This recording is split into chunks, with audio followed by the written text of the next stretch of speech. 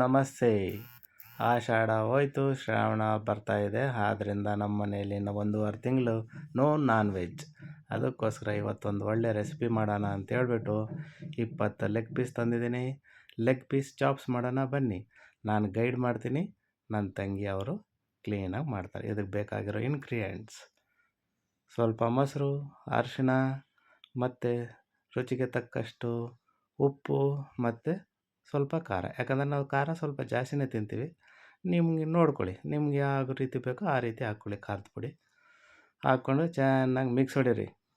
ನೋಡಿ ನಮ್ಮ ತಂಗವ ಹೆಂಗೆ ಮಿಕ್ಸ್ ಹೊಡಿತಾವ್ರು ನೋಡ್ರಿ. ಚೆನ್ನಾಗಿ ಎಲ್ಲ ಪೀಸುಗಳಿಗೂ ಉಪ್ಪು ಖಾರ ಚೆನ್ನಾಗಿ ಇದಾಗೋ ಥರ ಮಿಕ್ಸ್ ಮಾಡಿಬಿಟ್ಟು 1 ಅವರ್ ಮ್ಯಾಗ್ನಿಫೈ ಮಾಡಿ.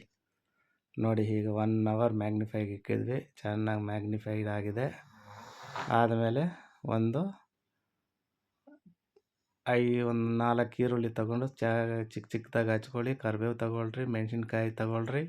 ಇದಕ್ಕೆ ಬೇಕಾಗಿರೋ ಸ್ಪೈಸಸ್: ಸ್ವಲ್ಪ ಜೀರಿಗೆ, ಚಕ್ಕೆ, ಲವಂಗ ಮತ್ತು ಏಲಕ್ಕಿ, ಒಂದು ಹೂವು, ಅದಕ್ಕೆ ಮತ್ತು ಪಲಾವ್ ಎಲೆ. ಇಷ್ಟೇ ಬೇಕಾಗಿರೋದು ನೋಡಿರಿ.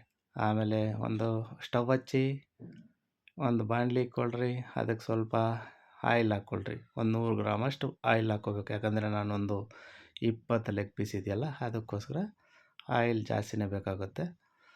ಮತ್ತು ಚೆನ್ನಾಗಿ ಚಿಕ್ಕ ಚಿಕ್ಕದಾಗಿ ಹಚ್ಕೊಂಡಿರೋ ಆನಿಯನ್ಸ್ ಹಾಕ್ಕೊಂಡು ಗೋಲ್ಡನ್ ಕಲರ್ ಬರೋ ತನಕ ಫ್ರೈ ಮಾಡಿರಿ.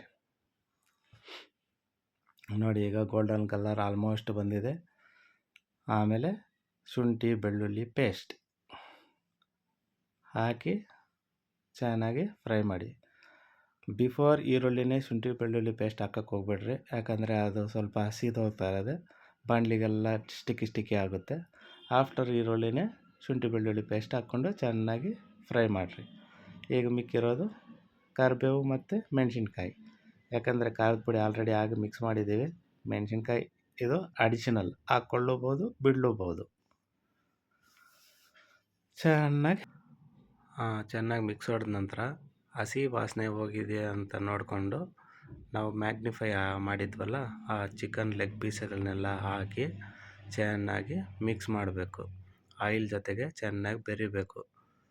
ಚೆನ್ನಾಗಿ ಮಿಕ್ಸ್ ಮಾಡಿದ ಮೇಲೆ ಒಂದು ಸ್ವಲ್ಪ ಹೊತ್ತು ಚೆನ್ನಾಗಿ ಮಿಕ್ಸ್ ಮಾಡಿಬಿಟ್ಟು ಸ್ವಲ್ಪ ಹೊತ್ತು ಅದಕ್ಕೇನಾದರೂ ಕ್ಲೋಸ್ ಮಾಡಿಬಿಟ್ಟು ಸ್ವಲ್ಪ ಹೊತ್ತು ಬೇಯಿಸ್ಬಿಡ್ರಿ.